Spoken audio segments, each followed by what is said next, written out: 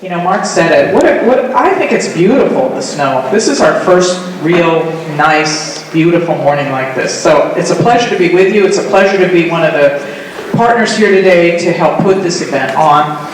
The Center for Women in Enterprise is an integral part of our support system for small businesses here in Rhode Island, providing support in education, training, consulting, certification, now a microloan program to help businesses, small businesses particularly, to envision what they'd like to do to begin and to grow. So we're proud to be a part of this community and have been here since 2000. Over the years we've served about 14,000 different people, created about $400 million in wages and almost 15,000 jobs, which is what's important to all of us too, through entrepreneurship.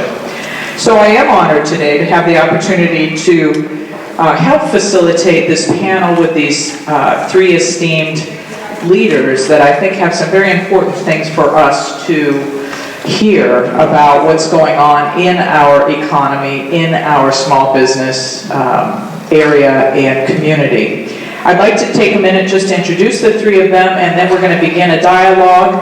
I think we've started a little bit late, so my guess is that we'll probably still do the 45 minutes and go until 9 o'clock, and have a very rich dialogue. First person I'd like to introduce you to really does not need an introduction. He's one of our very important leaders who helps us to observe and to look at and to develop data related to our economy, and that's Len Lardaro.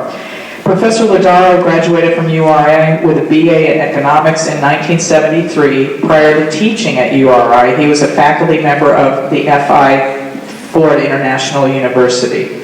Professor Lardaro has taught courses in econometrics at both the undergraduate and graduate levels, introductory economics, both macro and micro, intermediate economic theory, micro and macro, labor economics, public finance, money and banking, and managerial economics.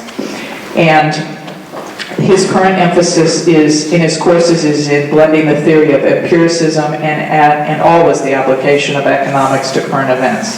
Professor Lardaro is the author of Applied Econometrics, an undergraduate econometrics text published by HarperCollins in 1992. He has written articles detailing the labor supply effects of unemployment insurance and has empirically analyzed various aspects of union certification elections.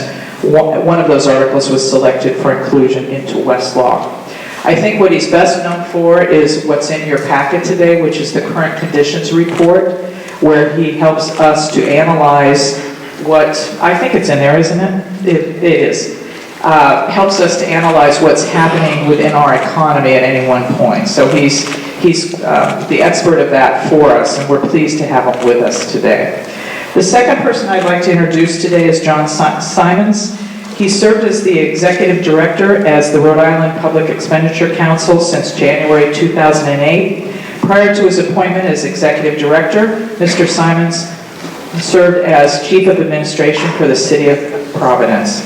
He has also previously served as the City of Boston's Chief Finance Officer, Executive Vice President, and COO for the Associated Industries of Massachusetts, and Deputy General Treasurer for the state of Rhode Island.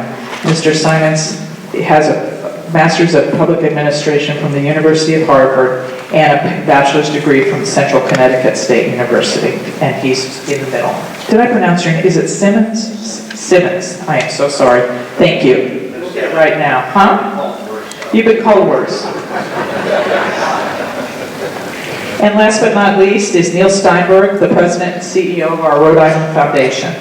Neil came to the foundation in 2008 from Brown University, which was his alma mater, where he served for 4 years as vice president of development and director of the most successful fundraising campaign in Brown's history. For 3 decades prior, Neil worked for Fleet Boston Financial, where he rose to the position of chairman and chief executive officer of Fleet Bank, Rhode Island. A civic leader who frequently answered the call to service at an array of community organizations, Neil co-chairs Rhode Island's Race to the Top Steering Committee and serves on the trustees of the Greater Providence Chamber of Commerce and Rhode Island Commodores.